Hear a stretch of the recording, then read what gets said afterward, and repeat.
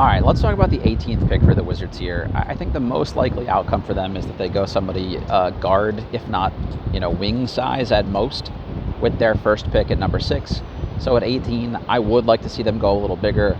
I'm not talking about drafting for need necessarily, but just in terms of balancing out playing time for all the different prospects you have.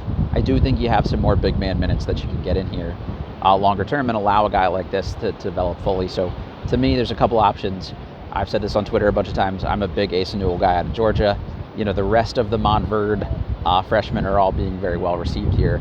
And just the guy, like Asa is the guy that I look at, and when I watch this NBA playoffs, you can see him be, a longer-term playoff starter for a team. He runs the floor really well. He can play a little 4 and a little 5. I would lock him positionally, so I could see him next to somebody like Alex Sarr, playing minutes in a postseason game. That's really what I'm trying to get.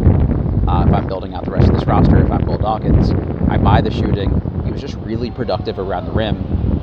Great offensive rebounding, and then finishing those offensive rebounds, which I think is an added dimension that this roster doesn't really have right now. So guys are going to run the floor really hard, be a good athlete, finish plays around the rim, be a decent defender, block some shots, move his feet if he has to end up in front of a guy on the perimeter. That's super valuable to me. Similar reasons I'd go with St. Joe's Rasheer Fleming if he's available at 18 as well. This is a guy I could see fitting pretty well next to Alex Sarr. I think he would fit in from a mobility standpoint. If you were going to go small to close a playoff game, can he guard the Pascal Siakams of the world and things like that are playing, 4 at the other Eastern Conference teams' rosters? Like, I definitely could see Fleming being that type of guy. Runs the floor, bouncy vertical athlete, made a lot of shots this year as a junior. And there's just enough touch there that I buy him to be able to consistently make shots. Even though he did in his first 2 years, I don't think this is an aberration. I think this is the guy that worked hard.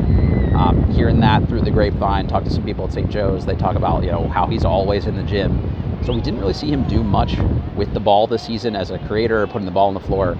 But I do think that's something he'll develop over time. So just a bouncy dude that can play the 4 for you, maybe guard guys on the wing a little bit. The bigger, wings of the world would be good as well. And then I think he'll also be able to guard some 5s in certain situations here. So to me, that versatility and malleability definitely checks some boxes that we've seen Will Dawkins be looking for. And then just having like a beefy dude like a Sorber from Georgetown would be great. Not the biggest dude in the world, but long arms. Just a solid player as a freshman already. Kind of a guy that nobody really expected to be as good as he was in college basketball. But he instantly upped their defense. He runs the floor really hard.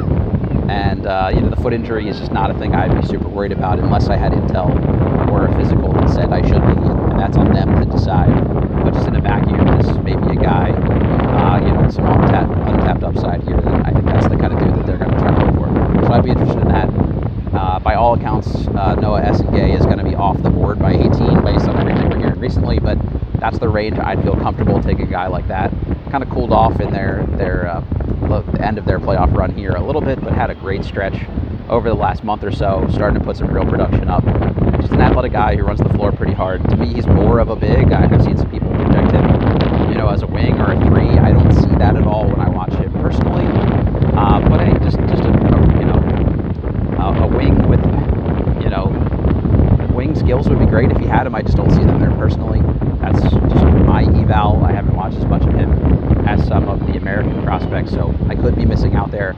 But at 18, I'm not mad at them taking a flyer on another, French speaker here, which seems to be another pattern for these guys. And he does have some upside, so we'll see what it looks like. But yeah, those are the kind of guys I'd be looking at.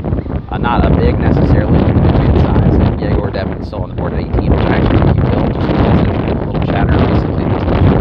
It's souring a bit, so I don't know. The buzz was he's going top 10 when the workouts are going. Maybe that's not working out quite as much. But a big playmaker at 18, especially if they want to go smaller guard or wing even. If you get Ace Bailey, let's say at 6, having Egor as a point guard to mix in here and just have a really big jumbo switchable lineup, I'd be all for something like that. And they just, they seem confident in their ability to teach people how to shoot, considering most of their prospects thus far have not been able to shoot. So if that's the big catch-all with Egor, if you believe in your team and your development staff, then that shouldn't be a thing you're all that worried about. And you can't teach 6'8" playmaking. So that would interest me at the very least. Again, let us know in the comments who you're most excited to see them take at 18 or who your guy is in this draft. And we'll just see how it goes on Wednesday.